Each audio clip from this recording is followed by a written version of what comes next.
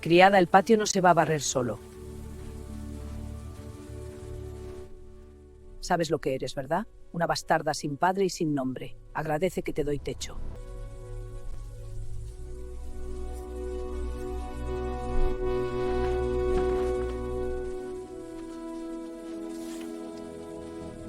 Hola, soy Mateo, el nuevo ingeniero. ¿Tú sabes por qué están perdiendo color esas rosas? Le falta hierro en el suelo. ¿Cómo lo sé? ¿Cómo lo sabes? Lo leí. Ana nunca supo exactamente cuándo comenzó a odiar esa casa. Quizás fue el día en que doña Victoria la llamó bastarda delante de todos los peones, y ella tuvo que bajar la vista y seguir barriendo como si nada. Quizás fue antes, cuando era niña y dormía en el cuarto de las herramientas, porque la patrona decía que una criada sin nombre no merecía cama de verdad. O quizás fue siempre, desde que tuvo uso de razón y comprendió que en esa finca ella era la única persona que no tenía a nadie. Lo que sí sabía era esto. Tenía 23 años, las manos encallecidas de fregar y labrar, y una inteligencia que había aprendido a esconder como quien esconde un cuchillo bajo la ropa. Mostrar que eras lista en casa de los de la Vega era peligroso. Doña Victoria no toleraba que una sirvienta pensara. La finca se llamaba La Providencia. Ana siempre encontró irónico ese nombre. Esa mañana en particular, Ana estaba cargando agua desde el aljibe cuando escuchó el ruido de las ruedas de un carruaje sobre el camino de tierra. No era día de visitas. Doña Victoria había mencionado algo en la cena del día anterior. Algo sobre un hombre de Buenos Aires que venía a revisar los cultivos, pero Ana no había prestado atención porque cuando hablaba la patrona lo mejor era volverse invisible. El hombre que bajó del carruaje no se parecía a nadie que Ana hubiera visto antes. No era que fuera especialmente apuesto, aunque lo era. Era algo en la forma en que miró a su alrededor, como si el mundo le pareciera genuinamente interesante. La mayoría de los hombres que llegaban a la Providencia miraban las tierras como si ya las estuvieran contando en pesos. Este miró los campos, luego miró el cielo, luego miró a Ana directamente a los ojos y le sonrió como si fuera una persona.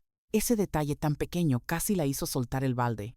Se llamaba Mateo Salinas, ingeniero agrónomo, recién llegado de estudiar en Europa, con ideas sobre rotación de cultivos y conservación del suelo, que doña Victoria escuchó con la sonrisa forzada que reservaba para cuando alguien le hablaba de cosas que no entendía, pero que podían hacerle ganar dinero. Lo acomodaron en la habitación de huéspedes, la mejor de la casa, con sábanas que Ana había lavado esa misma semana y que olían a lavanda. La primera vez que Mateo le habló fue al tercer día de su llegada. Ana estaba podando los rosales del patio trasero, esa tarea ingrata que siempre terminaba con las manos llenas de rasguños, cuando escuchó pasos y luego una voz que dijo con total naturalidad: ¿Sabes por qué están perdiendo color esas rosas? Ana se quedó quieta. Los hombres de la casa no le hablaban así. Los hombres de la casa le daban órdenes o no le decían nada. Se giró despacio. Mateo estaba ahí, con los brazos cruzados, mirando los rosales con el mismo interés con que miraba todo. «Les falta hierro en el suelo», respondió Ana antes de poder contenerse. Mateo la miró a ella entonces, y en sus ojos no había sorpresa condescendiente, sino algo que se parecía al respeto. «Exactamente», dijo. «¿Cómo lo sabes?» «Lo leí», dijo Ana, y se preparó para el comentario que siempre seguía. El comentario sobre que las criadas no necesitaban leer, o que dónde había conseguido libros, o que se estaba poniendo por encima de su lugar. Mateo no dijo nada de eso. «¿Qué más has leído?», preguntó, y se sentó en el borde de la fuente como si tuviera todo el tiempo del mundo. Esa conversación duró 2 horas. Ana llegó tarde a preparar la cena, y doña Victoria le tiró un trapo mojado en la cara como castigo, pero Ana apenas lo sintió porque seguía pensando en todo lo que había dicho Mateo sobre los campos, sobre Buenos Aires, sobre un futuro, en el que la tierra podía ser de quienes la trabajaban. Esa noche, en su cuchitril de siempre, Ana no pudo dormir. En los días siguientes, Mateo comenzó a incluirla naturalmente en sus recorridos por la finca. Al principio los peones miraban con curiosidad, luego con envidia. Doña Victoria miraba con algo que Ana tardó en identificar como miedo, aunque en ese momento no entendía por qué. Fue durante uno de esos recorridos que Mateo le preguntó sobre el archivo. «Hay un cuarto al fondo de la casa», dijo mientras caminaban entre los surcos de trigo, «con la puerta siempre cerrada. ¿Qué hay ahí?» Ana frenó el paso. Los documentos de la finca. Doña Victoria guarda ahí todo lo de la administración. Nadie entra excepto ella y su contador, el señor Fuentes. ¿Cuándo fue la última vez que alguien revisó esos documentos además de ella? Ana pensó. Cuando murió don Alberto, hace 10 años. Vinieron unos abogados de Córdoba. Mateo asintió despacio, como si eso confirmara algo que ya sospechaba. ¿Y tú conociste a don Alberto?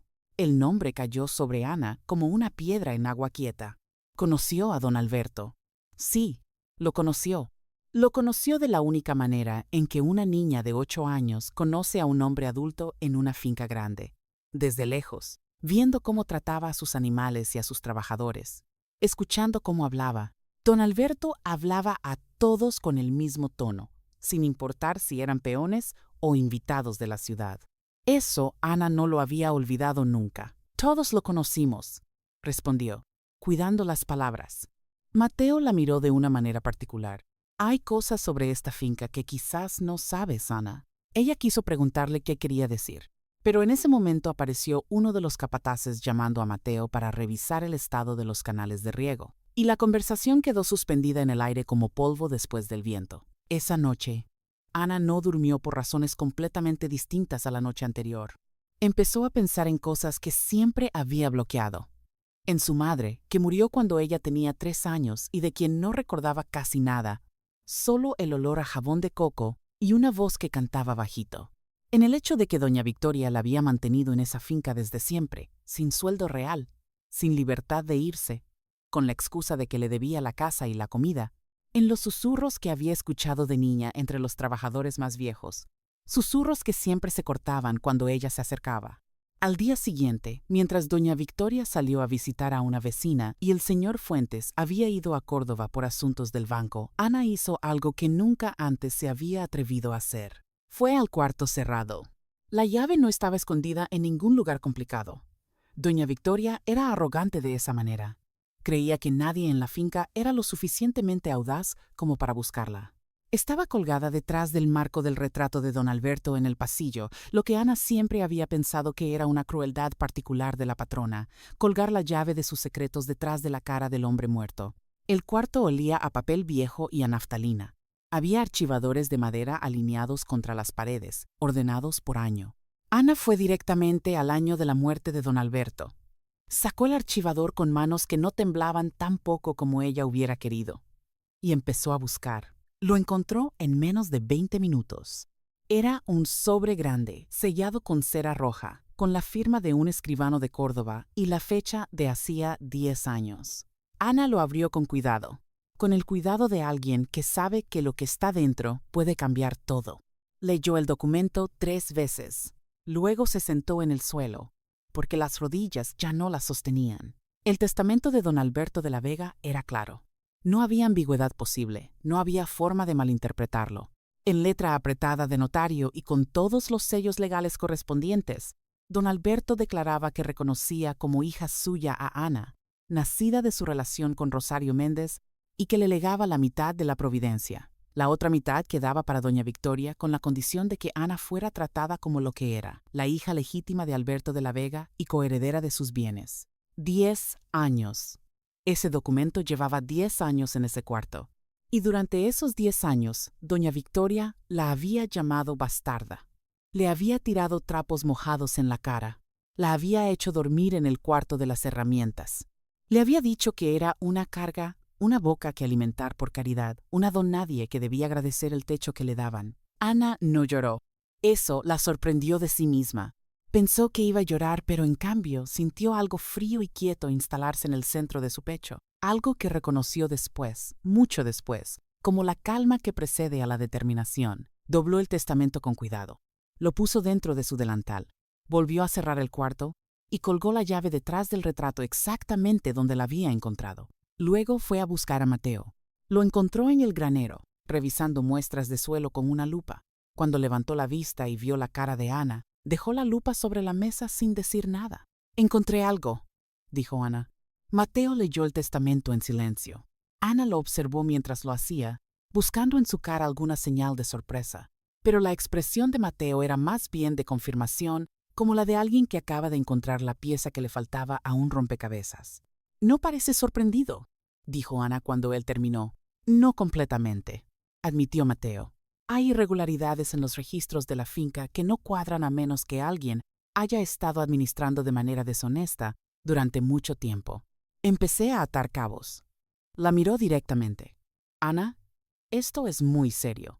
Doña Victoria sabía que existía este documento. Lo sé. Lleva 10 años ocultándotelo. Lo sé.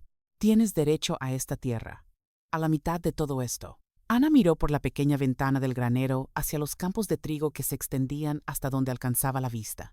Campos que conocía de memoria surco por surco porque los había trabajado desde niña, campos que le habían pertenecido siempre sin que ella lo supiera. «Sé lo que tengo que hacer», dijo, «pero no sé si tengo el valor». Mateo puso el testamento sobre la mesa entre los dos. «¿Cuántos años llevas haciendo cosas que requerían valor sin que nadie te lo reconociera?» Ana no respondió, pero algo cambió en su cara. «No estás sola en esto», dijo Mateo. Y lo dijo de una manera que Ana supo, con la certeza con que se saben muy pocas cosas en la vida, que lo decía en serio. Esa noche, mientras servía la cena, Ana observó a doña Victoria de una manera diferente. La patrona hablaba sin parar sobre los planes para ampliar el cultivo de trigo, sobre lo que le había dicho el gobernador en su última visita a Córdoba, sobre la conveniencia de que Mateo terminara su trabajo pronto, porque tenerlo en la casa salía caro. No la miró a ella ni una sola vez durante toda la cena. Para doña Victoria, Ana era parte del mobiliario. Ana sirvió el vino y se retiró a la cocina y pensó, «Qué fácil ha sido para ti ignorarme. Qué fácil va a ser para mí sorprenderte». Los días siguientes fueron una especie de guerra silenciosa que solo 2 personas en la finca sabían que estaba ocurriendo. Mateo, con la excusa de sus evaluaciones técnicas, empezó a recorrer sistemáticamente los archivos de producción que el señor Fuentes le facilitaba, buscando las discrepancias que había intuido desde el principio. Las encontró en abundancia. Durante 10 años, los registros de la Providencia mostraban una producción consistentemente inferior a lo que debería haber dado esa tierra. La diferencia entre lo que la finca producía y lo que aparecía en los libros era dinero que había ido a algún lugar, y ese lugar tenía el nombre de doña Victoria. Ana, por su parte, habló con los trabajadores más viejos. Lo hizo con cuidado, en momentos robados, cuando doña Victoria descansaba la siesta o estaba ocupada con sus visitas. Y los trabajadores más viejos, esos hombres y mujeres que llevaban décadas en la Providencia y que habían conocido a don Alberto, le dijeron cosas. Le dijeron que don Alberto había sido un hombre bueno, que cuando llegó doña Victoria, de una familia de Mendoza con más apellido que dinero, todo cambió, que don Alberto en sus últimos años parecía triste de una manera que no se podía nombrar, que antes de morir había pedido ver a un escribano de Córdoba en privado, sin que doña Victoria estuviera presente, que después de ese día, la patrona estuvo 3 días sin salir de su cuarto. Le dijeron también que Rosario Méndez, la madre de Ana, había sido la cocinera de la finca antes de que doña Victoria la echara, que era una mujer de buen corazón, que murió de una fiebre, pero que algunos decían que la fiebre vino de una tristeza que no tuvo cura. Ana escuchó todo esto con esa quietud fría que había tomado residencia en su pecho desde el día del testamento. La noche que tomó la decisión fue una noche de lluvia intensa. Estaba en su cuarto, con el testamento entre las manos, escuchando el repiqueteo del agua en el techo de chapa, cuando de repente la quietud se convirtió en otra cosa, en algo que ardía. ¿Cuántos años más iba a esperar? ¿Cuántos años más iba a bajar la vista? ¿Cuántos años más iba a permitir que esa mujer durmiera tranquila, habiendo robado no solo una herencia, sino una vida entera? Al día siguiente, al amanecer antes de que la casa despertara, fue a buscar a Mateo. Él ya estaba levantado, lo cual no la sorprendió. Tenía la impresión de que Mateo dormía poco y pensaba mucho. «Quiero hacerlo hoy», dijo Ana sin preámbulos. Mateo la miró un momento. «¿Estás segura? Si espero un día más, encuentro otra razón para seguir esperando. Y si sigo esperando, esa mujer gana». Mateo asintió. Sacó de su maletín varios folios escritos con su letra ordenada. «Entonces necesitas ver esto también». Los documentos que Mateo había preparado eran un informe detallado de todas las irregularidades que había encontrado en los registros. Producción alterada, precios manipulados, pagos a trabajadores inferiores a lo acordado, tierras que figuraban como improductivas en los libros, pero que en realidad producían. Y todo ello durante 10 años, con una consistencia que no era descuido sino sistema. Con esto y el testamento, dijo Mateo, tienes todo lo que necesitas para ir a un juez. Primero voy a enfrentarla a ella, dijo Ana. Mateo abrió la boca como si fuera a decir algo. La cerró y asintió. Sabía que no iba a cambiar de opinión, y quizás también sabía que Ana tenía razón. Algunas cosas necesitaban pasar primero entre personas antes de pasar ante la ley. La confrontación ocurrió esa tarde, en la oficina de doña Victoria. Ana entró sin llamar. Ese pequeño acto, no llamar, no esperar permiso, fue la primera declaración. Doña Victoria estaba sentada detrás de su escritorio revisando papeles, y cuando levantó la vista su expresión pasó en rápida sucesión por la sorpresa, la irritación y finalmente el desprecio habitual. ¿Qué quieres, criada? La verdad, dijo Ana. Se adelantó hasta el escritorio y puso el testamento frente a doña Victoria. La patrona miró el documento. Su cara no cambió, pero algo en sus manos sí.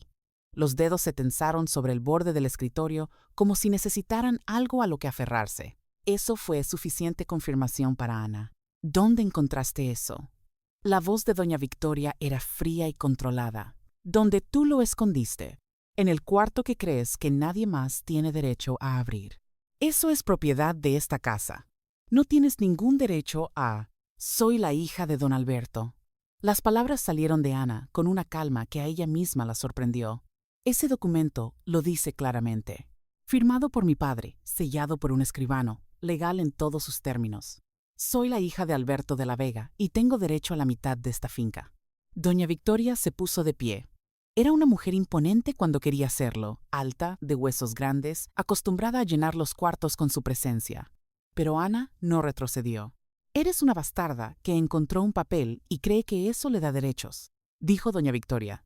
Y su voz tenía ahora ese filo de acero que había cortado a Ana tantas veces a lo largo de los años. Ese hombre estaba perturbado cuando escribió eso. Sus últimos años no estaba en sus cabales. Cualquiera que lo conoció puede testificarlo. Cualquiera como los trabajadores que llevan décadas aquí, los mismos que me han contado cómo era don Alberto antes de que tú llegaras.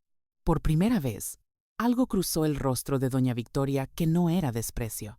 Era algo más parecido al miedo, aunque lo disfrazó rápidamente con rabia. Te voy a echar de esta propiedad, dijo la patrona, hoy mismo. Y cuando hayas terminado de arrastrar ese papel por los juzgados de Córdoba durante 5 años, habrás gastado en abogados más de lo que esa tierra vale. Quizás, dijo Ana, pero al menos la verdad habrá salido. Hizo una pausa. Luego sacó los documentos de Mateo y los puso también sobre el escritorio. Esto es el registro de 10 años de fraude, dijo. Producción alterada, pagos falsificados, tierras que figuran como improductivas y no lo son. Un juez no solo verá el testamento, doña Victoria, verá todo esto también. El silencio que siguió fue de un tipo particular, el silencio de algo que se rompe. Doña Victoria miró los documentos. Los miró durante un tiempo largo, y cuando volvió a mirar a Ana, algo había cambiado en su cara. Algo que Ana nunca había visto antes en esa mujer. El reconocimiento de que había perdido. No lo admitió, claro. Doña Victoria no era el tipo de persona que admitía nada. Pero Ana vio el momento exacto en que la patrona calculó sus opciones y encontró que se habían reducido considerablemente. Vete, dijo doña Victoria en voz baja. Vete ahora mismo de esta oficina. Me voy, dijo Ana, a Córdoba, a hablar con un abogado. Salió de la oficina sin prisa. Cerró la puerta con cuidado, sin portazos, sin dramas. Esa serenidad no era fingida. Era el resultado de años de aprender a controlar todo lo que sentía. Y ahora, esa capacidad forjada en el dolor le servía de una manera que nunca había esperado. Mateo la esperaba en el pasillo. La miró a la cara, buscando señales. ¿Cómo te fue?, preguntó. Como tenía que ir, dijo Ana. Preparemos lo necesario para salir mañana temprano. Lo que siguió no fue rápido ni sencillo. Ana lo había intuido desde el principio. Las batallas justas raramente lo son. El abogado de Córdoba, un hombre de mediana edad llamado Castellanos que recibió a Ana con escepticismo apenas disimulado, tardó exactamente 15 minutos en leer los documentos y cambiar por completo su actitud. Esto es un caso extraordinariamente claro, dijo Castellanos, y su voz tenía el asombro de alguien que no esperaba encontrar lo que encontró. El testamento es válido. No hay contestación legal posible que prospere si el documento es auténtico, y parece serlo. ¿Cómo llegó a sus manos? Ana se lo explicó. Castellanos escuchó sin interrumpir, tomando notas. Cuando ella terminó, el abogado se quedó un momento en silencio y luego dijo: «Señorita de la Vega, era la primera vez en su vida que alguien la llamaba así». Ana tuvo que respirar antes de responder. El proceso legal fue largo. Doña Victoria contrató a los mejores abogados que el dinero podía comprar en la provincia, y el caso se extendió durante meses, que a veces parecían años. Pero las pruebas eran lo que eran. Y los testimonios de los trabajadores, cuando finalmente se los convocó a declarar, dibujaron un retrato de la Providencia bajo la administración de doña Victoria, que los jueces no pudieron ignorar. Durante ese tiempo, Ana siguió viviendo en la finca. Era su derecho legal mientras el proceso estaba en curso, y aunque la tensión con doña Victoria era cortable con cuchillo, Ana se negó a irse. Se negó con esa calma fría que había aprendido a usar como armadura. Cada mañana se levantaba y estaba ahí, en los campos que le pertenecían, recordándole a doña Victoria con su sola presencia que el tiempo del silencio había terminado. Mateo se quedó más tiempo del que su contrato original preveía. Nadie preguntó en voz alta por qué, aunque todos en la finca tenían sus ideas. Lo que era visible para cualquiera que mirara era que cuando Mateo y Ana caminaban juntos por los surcos de trigo, hablando de rotaciones de cultivo y sistemas de irrigación y proyectos para la próxima temporada, parecían dos personas construyendo algo. Fue en uno de esos recorridos que Mateo le dijo algo que Ana no esperaba. «¿Qué vas a hacer cuando ganes?» «¿Cuándo?», repitió Ana, notando la palabra elegida. «¿Cuándo?», confirmó Mateo. «¿Qué quieres hacer con esta tierra?» Ana miró los campos. Los miró de verdad, no como los miraba cuando tenía que trabajarlos, sino como se mira algo que es tuyo. «Quiero que funcionen bien. Quiero que los trabajadores ganen lo que corresponde. Quiero que haya una escuela para los hijos de los peones, porque yo aprendí a leer de casualidad y no debería ser de casualidad». «¿Y tú?», dijo Mateo. «¿Qué quieres tú, Ana?» Ella lo miró. Era una pregunta que casi nadie le había hecho jamás. «Quiero elegir», dijo finalmente. «Todo. Quiero elegir todo». Mateo sonrió.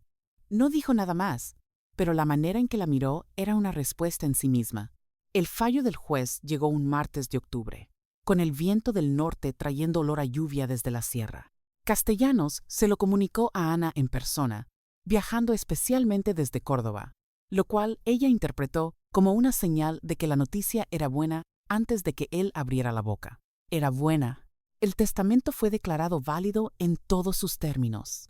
La mitad de la Providencia, incluidas las tierras más productivas y la casa principal, pasaban a nombre de Ana de la Vega. Adicionalmente, el juez ordenó una investigación por las irregularidades contables, lo cual ponía a doña Victoria en una posición legal considerablemente delicada. Ana leyó el fallo 2 veces, como había leído el testamento el día que lo encontró, pero esta vez no se sentó en el suelo. Se quedó de pie, en el patio donde había pasado miles de horas fregando y barriendo y cargando y haciendo las invisibles labores de los invisibles, y respiró el aire de octubre que olía a lluvia próxima. Doña Victoria se fue de la Providencia 2 semanas después. No hubo una escena dramática de despedida.